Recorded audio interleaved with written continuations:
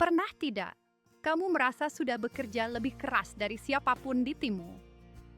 Datang lebih pagi, pulang lebih malam, menyelesaikan masalah yang bukan tanggung jawabmu, tapi justru orang lain yang naik, orang lain yang dipuji, dan kamu tetap di tempat.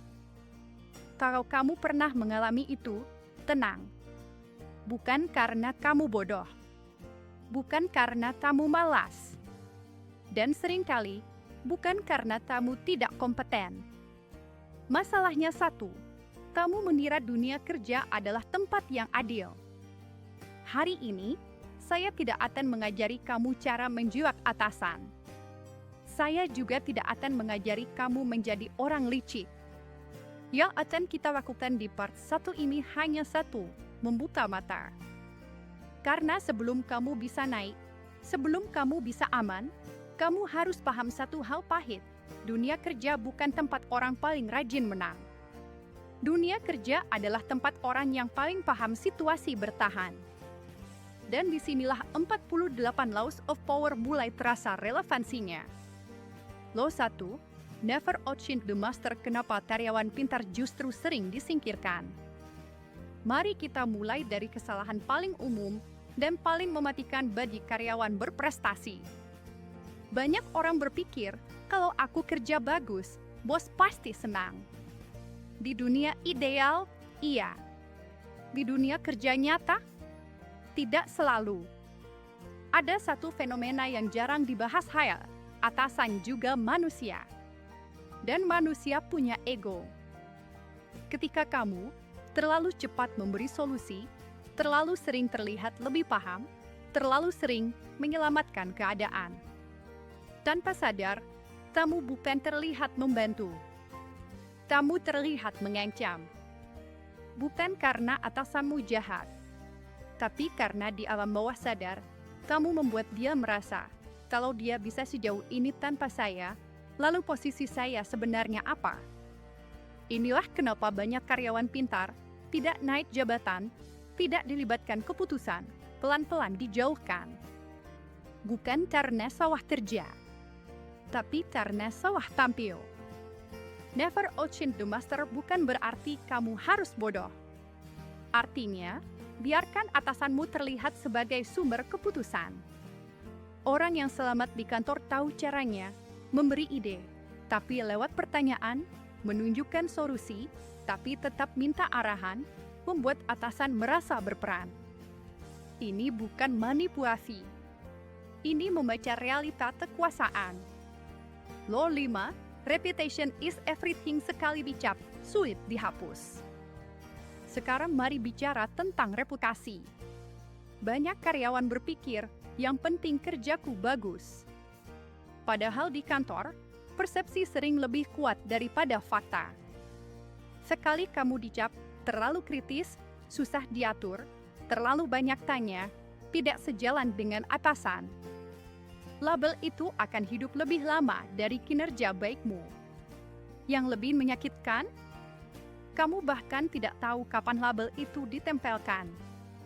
Reputasi di kantor bekerja seperti bayangan. Ia mengikuti kamu kemanapun, ke meeting, ke penilaian, ke pembahasan tertutup yang kamu tidak pernah diundang. Orang yang paham power tahu satu hal, reputasi dibangun diam-diam, tapi dihancurkan dalam satu momen. Karena itu, orang yang bertahan tidak asal bereaksi, tidak asal curhat, tidak melawan arus tanpa membaca siapa yang pegang kendali. Bukan karena pengecut, tapi karena mereka tahu, sekali reputasi rusak, penjelasan jarang dipercaya. Law 6, court attention at all cost. Kerja keras tapi tidak pernah terlihat.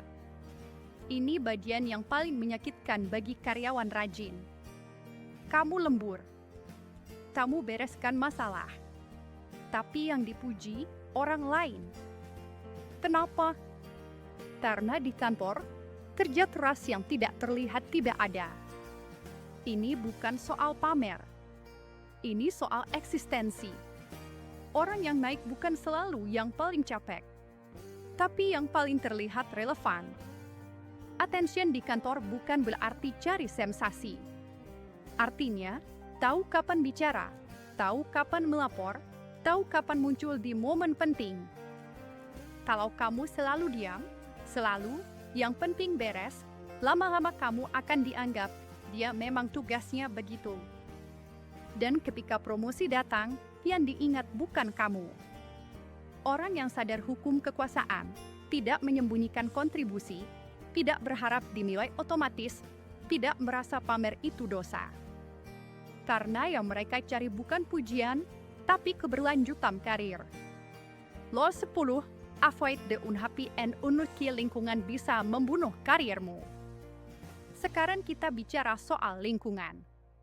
Di setiap kantor, selalu ada kelompok ngeluh, grup, korban keadaan, circle yang isinya keluhan tanpa solusi. Masalahnya bukan keluhan. Masalahnya adalah energi. Negativitas menular. Dan manajemen sangat peka terhadap itu. Tanpa sadar, kamu bisa dicap satu paket dengan mereka. Padahal kamu hanya mendengarkan, empati, ikut mengangguk. Orang yang paham power tahu, kamu tidak hanya dinilai dari kinerjamu, tapi juga dari siapa yang sering bersamamu. Ini kejam, tapi nyata. Menghindari bukan berarti sombong. Artinya kamu sadar, lingkaran sosial adalah sinyal. Kalau kamu ingin naik, kamu harus terlihat stabil, solutif, tidak membawa beban emosional ke sistem. Law 13, apel to self-interest, kenapa orang baik sering dimanfaatkan.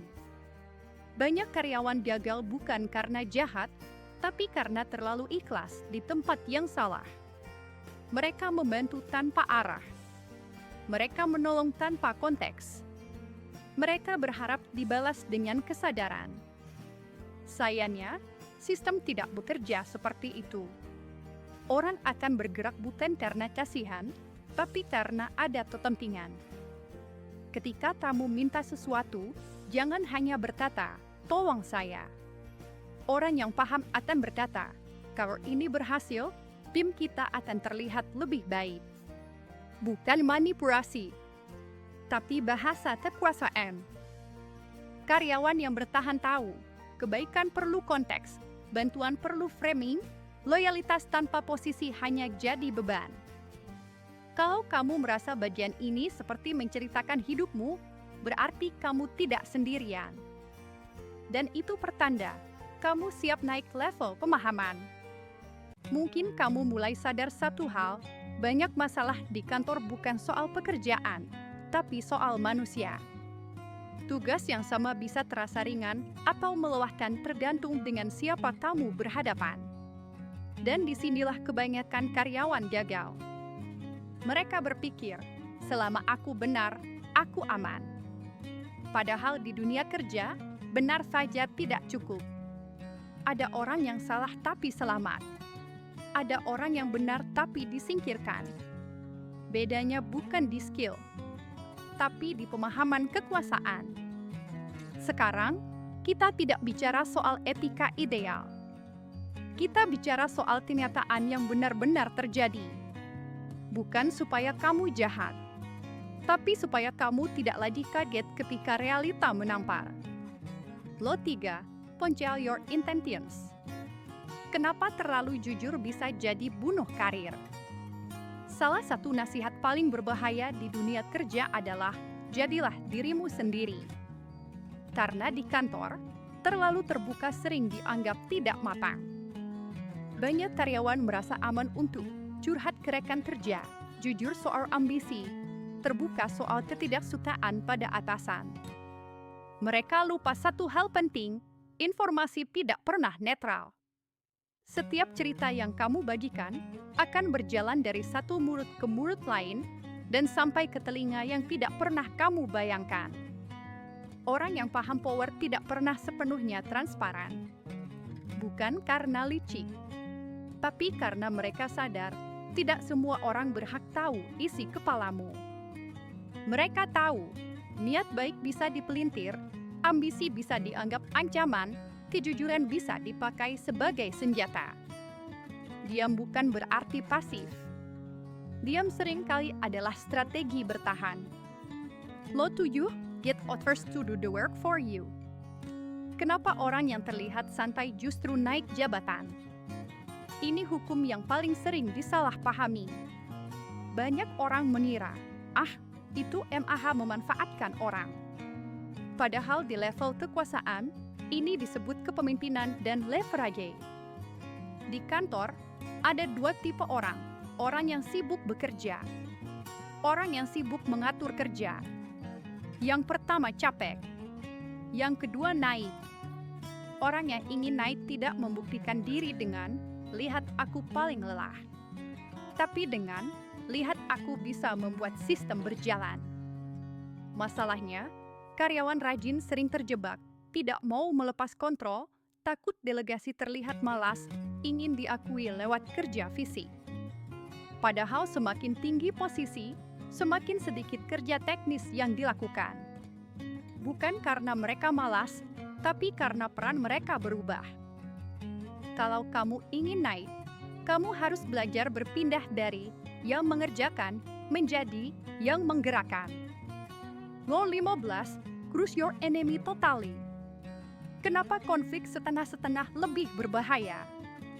Ini hukum yang terdengar keras, tapi realitanya sering terjadi. Di kantor, konflik jarang selesai tuntas. Biasanya, dimaafkan secara formal, disenyumi di depan, disimpan di belakang. Masalahnya, konflik yang tidak selesai akan berubah jadi perang dingin. Dan perang dingin itu melelahkan. Orang yang paham power tahu, konflik tidak berbahaya. Yang berbahaya adalah konflik yang menggantung. Crush di sini bukan berarti menghancurkan orang, tapi menyelesaikan dengan jelas, menghilangkan ruang balas dendam, menutup celah drama. Kadang caranya adalah bicara langsung, naikkan ke level yang tepat, atau menarik diri sepenuhnya. Yang paling berbahaya adalah setengah baik, karena disitulah kebencian tumbuh diam-diam. Law 19, know who you are dealing with. Salah membaca orang, salah strategi. Salah satu kesalahan fatal karyawan adalah menggunakan satu cara untuk semua orang. Padahal setiap orang membawa ego yang berbeda. Ada atasan yang butuh dihormati, butuh dipuji, butuh dikontrol datanya, butuh dibiarkan merasa berkuasa. Kalau kamu memperlakukan semua orang dengan gaya yang sama, kamu sedang berjudi dengan kariermu. Orang yang cerdas secara politik, mengamati dulu, berbicara setelah paham karakter, menyesuaikan pendekatan. Ini bukan munafik. Ini kecerdasan sosial tingkat dewasa. Banyak konflik sebenarnya bukan karena niat buruk, tapi karena salah membaca ego orang lain. Law 33, discover each man as tumskrewu. Semua orang punya titik lemah. Ini bagian paling sensitif, tapi paling nyata. Setiap orang punya tombol, gengsi, rasa takut, ambisi, kebutuhan pengakuan. Orang yang paham power tidak menekan tombol itu untuk menghancurkan, tapi untuk menggerakkan. Misalnya, orang yang haus pengakuan beri panggung, orang yang takut disalahkan beri rasa aman, orang yang ambisius beri tantangan. Karyawan yang gagal sering berkata, kenapa dia dapat kesempatan terus? Karena ada orang lain yang tahu bagaimana berbicara dengan egonya. Ini bukan soal manipulasi jahat. Ini soal membaca manusia apa adanya. Mungkin kamu mulai sadar satu hal penting, masalah di kantor jarang sesederhana. Siapa yang benar dan siapa yang salah. Yang ada adalah siapa yang paham situasi, siapa yang tahu kapan bicara, siapa yang tahu kapan mundur. Politik kantor tidak bisa dihilangkan, tapi bisa dipahami. Dan ketika kamu paham, kamu tidak lagi emosional, reaktif, merasa diserang terus.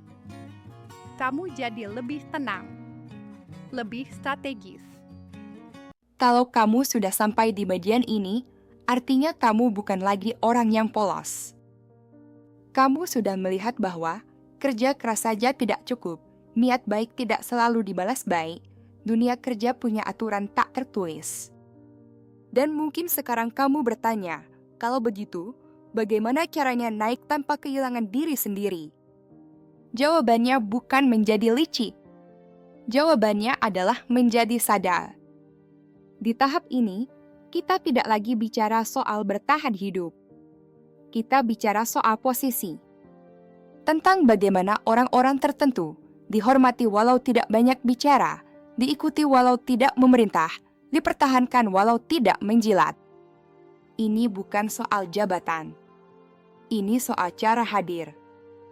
Law 16, use absentia to increase respect. Kenapa selalu ada justru mengurangi nilai? Banyak karyawan merasa, kalau aku selalu siap, aku akan dihargai. Faktanya sering terbalik. Semakin kamu selalu tersedia, selalu menjawab cepat, selalu bisa diminta tolong, semakin kamu dianggap selalu bisa dipakai. Nilai sering muncul dari kelangkaan. Orang yang paham power tahu, kehadiran yang terus-menerus menghilangkan rasa butuh. Mereka tidak menghilang tanpa alasan. Mereka memilih kapan muncul, memilih kapan bicara, tidak ikut di semua hal. Ini bukan jual mahal. Ini mengatur jarak sehat. Dan jarak melahirkan hormat. Law 34, act like a king to be treated like one. Wibawa dibentuk, bukan diberikan. Wibawa tidak datang dari jabatan. Wibawa datang dari cara membawa diri. Perhatikan orang yang berwibawa, bicaranya tenang, keputusannya tidak terburu-buru, tidak reaktif, tidak defensif. Mereka tidak perlu teriak, tidak perlu membuktikan. Sebaliknya, orang yang kurang wibawa, terlalu banyak menjelaskan, terlalu ingin disukai, takut tidak dianggap. Act like a king bukan berarti sombong. Artinya, tahu nilai diri, tidak memohon pengakuan, tidak panik kehilangan posisi. Orang menghormati kamu bukan karena kamu minta, tapi karena kamu terlihat pantas dihormati. Law 35, master the art of timing. Benar tapi salah waktu tetap salah. Ini hukum yang menghancurkan banyak karir. Banyak orang benar tapi salah waktu. Mengkritik di forum terbuka. Mengusulkan ide saat atasan sedang tertekan. Mengungkap masalah saat sistem belum siap. Orang yang paham timing tahu kapan bicara, kapan menunggu, kapan mundur selangkah. Timing adalah seni membaca emosi, tekanan, momentum. Satu ide yang sama bisa jadi penyelamat atau petaka tergantung kapan disampaikan. Dan ini hanya bisa dipelajari dengan kepekaan, bukan keberanian semata. Law 38, think as you like, behave like others. Kenapa terlalu idealistis sulit bertahan? Banyak orang berkata, aku tidak mau berubah demi sistem. Padahal yang diminta sistem sering bukan berubah nilai, tapi berubah cara tampil. Kamu boleh berpikir kritis. Kamu boleh tidak setuju. Tapi cara kamu menunjukkan ketidaksetujuan menentukan nasibmu. Orang yang bertahan, tahu kapan menyimpan pendapat, tahu kapan mengikuti arus, tahu kapan bergerak diam-diam. Ini bukan munafik. Ini strategi jangka panjang. Karena melawan arus tanpa posisi sering berakhir bukan pada perubahan, tapi pada pemucilan. Law 48, assume formlessness. Fleksibel adalah bentuk kekuatan tertinggi. Ini hukum terakhir dan yang paling dewasa. Orang yang paling bertahan bukan yang paling keras, tapi yang paling lentur. Mereka bisa serius saat perlu, santai saat tepat, keras saat dibutuhkan, diam saat aman. Mereka tidak terikat satu peran, tidak terpaku satu citra. Karena dunia kerja terus berubah. Struktur berubah. Orang berubah. Yang kaku patah. Yang lentur bertahan. Assume formlessness adalah kemampuan untuk menjadi siapapun yang dibutuhkan situasi, tanpa kehilangan inti diri. Closing besar, penutup series. Kalau ada satu hal yang bisa kamu bawa dari 3 part ini, bukan trik, bukan kalimat ajaib, bukan strategi instan, tapi kesadaran bahwa dunia kerja bukan tentang siapa paling benar, bukan tentang siapa paling rajin, tapi tentang siapa paling sadar. Sadar posisi, sadar timing, sadar manusia. Kamu tidak harus menjadi orang jahat untuk bertahan. Tapi kamu harus berhenti menjadi orang polos di tempat yang menuntut kecerdasan sosial. Kalau kamu merasa series ini seperti menceritakan perjalananmu, berarti kamu sedang tumbuh. Dan orang yang tumbuh tidak lagi sekadar bekerja, tapi memahami permainan. Kalau kamu ingin tahu fakta dunia kerja yang jarang dibahas, subscribe YouTube @Praktik Lapangan Bisnis sekarang. Aktifkan loncengnya biar nggak ketinggalan video terbaru. Dan jangan lupa follow Instagram dan TikTok @Praktik Lapangan Bisnis buat konten fakta, sisi gelap, edukasi karyawan, dan humor seputar karyawan. Kita bahas dunia kerja apa adanya.